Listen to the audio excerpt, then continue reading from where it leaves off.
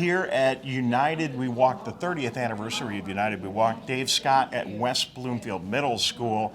The program, as the moment we're recording this, is getting ready to kick off. We'll have complete coverage on Civic Center TV. If you want to see every bit of the program, just stay tuned. Tyler will tell you when and how that's going to be happening here on Civic Center TV. Right now, I am delighted to be joined by Charlene Mitchell-Rodgers. Did I get all that right? You got it right. How about that? Charlene, you were really the founder of this whole event. Tell me where you were, what you were doing 30 years ago, and how this whole thing got started. We can talk over the jazz band. Fine. They're just warming up. We'll be 30 years ago, myself, as a parent of West Bloomfield, what was Orchard Lake Middle School then, as a student here, we went before the school board and we requested that they acknowledge, they meaning the district, the township, acknowledge a national holiday.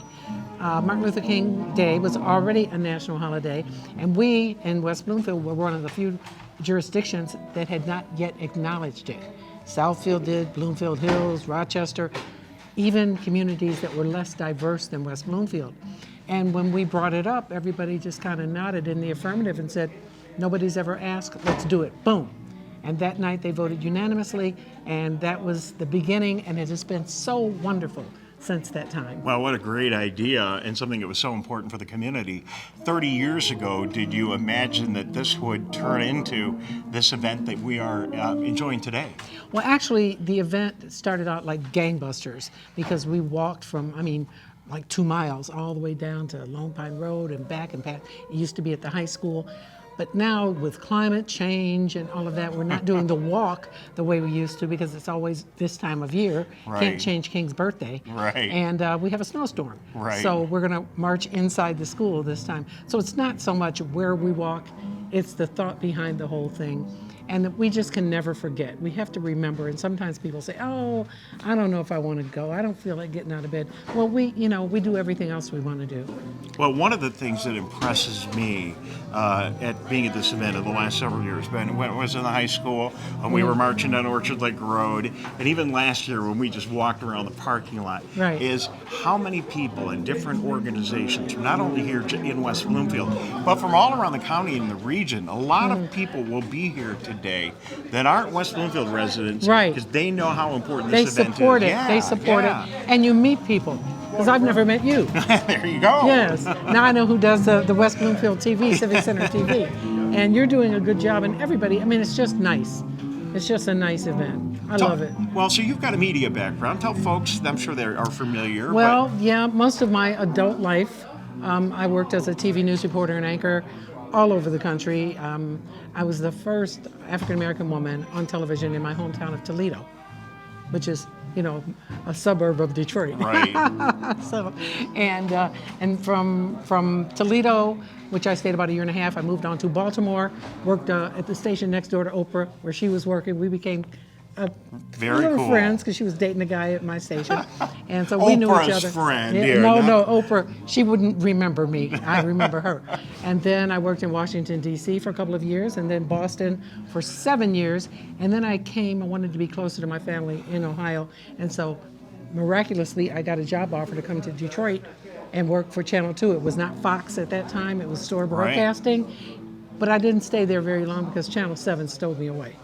During the Bill Bonds days, during the golden days of Channel 7. I think about those golden days and how big of a deal Channel 7 was, not only here, we were but number one. But just like, I was watching the old Rocky movie the other day, and there's Diana Lewis, from Channel 7 anchor. Yes. She's right in there. She wasn't working in Detroit then, but how cool, really, when you think about that, you can have an awful lot of impact on the community when you're looking at a TV camera every day, can't you? You really can, because, as a news reporter, I've done everything from riding an elephant and covering the circus to being the first one on the scene when somebody's laying in the street from gunshot wounds before the medical examiner gets there. So, and fires and weather stories and some of everything. And you get to experience things that you don't experience in your personal life growing up, because you're in every community and you see how people live.